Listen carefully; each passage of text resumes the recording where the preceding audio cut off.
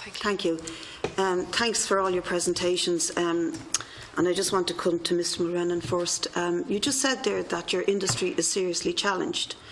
And I'd like you to comment on what I'm going to argue. I think your industry is seriously challenged precisely by the likes of INM, who gobble up all of the outlets in both digital and broadcasting and printed media.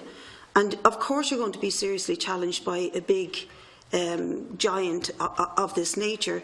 But nevertheless, I think, although somebody made the point at the beginning, this forum is not about the business model of what's at stake here. It's more about looking at the plurality of the media and the role of this committee in protecting the interests of the media within our democracy. But nevertheless, I do think you failed to prove to us that your business model is a basket case, as Seamus Dooley said. You may feel that you're under threat in the future, but if it was a basket case, why would INM be interested in purchasing it and taking it over? That's one thing. You also mentioned that there's considerable noise about this takeover, and I'm glad there is, because one of the academics pointed out to us that since 2008, there have been 90 mergers with between 1995 and 2008, there's been 90 mergers in the media with no scrutiny. And so it's about time that the people who are elected to protect democracy did scrutinise these mergers and look at what's going on. And perhaps it's because we have new legislation that we're discussing it today, but we certainly had to fight tooth and nail for open scrutiny on this issue. At the beginning, somebody, I think it was Mr. Kenny there, expressed concern at the presence of Deputy Lowry.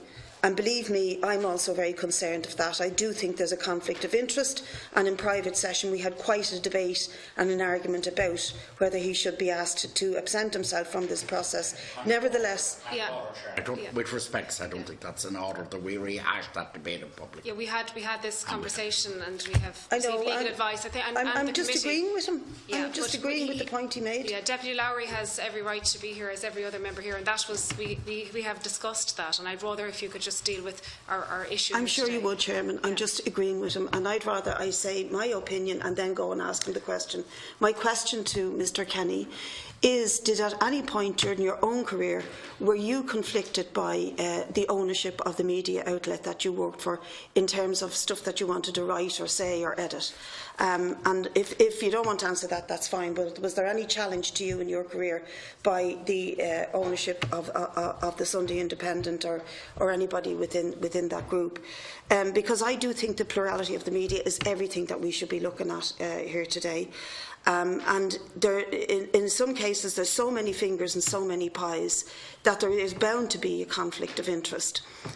So if I was a journalist and I was, for example, worried about the activities of SiteServe within the whole the Irish water creation and their role within that, and I wanted to write something about it, and I worked for certain outlets, I might be very concerned about, do I want to travel up the structure in this media outlet? If I do, am I able to make these criticisms? So that's just a point I'd like the academics to comment on.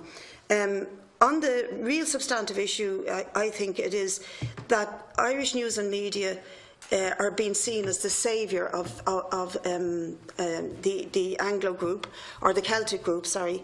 And in many ways, I absolutely believe yourself and Tig, and I know Tig from the past, that you're really concerned about the workforce and about the conditions of those workers. Well, then you should be extremely concerned that your workers are going to be taken over by a group who would absolutely savage the pension entitlements of their workers by reducing them by 70%, bringing them down to a scale of unlivable on pensions within a matter of a couple of years. Are you not extremely concerned that they will in turn savage the workers' rights and their entitlements within that context?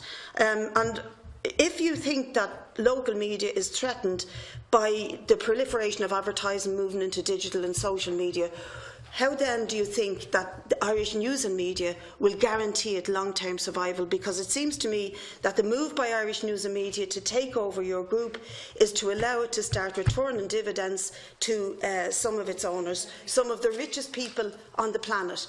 want more dividends from the media ownership in this country, and it's not about just, you know, can we save more losses. It's also about returning more and more profits. Thank you. So I'd like some comment from you on that, and maybe from the union also. Thank you, Deputy Douglas. Thank you, Chair.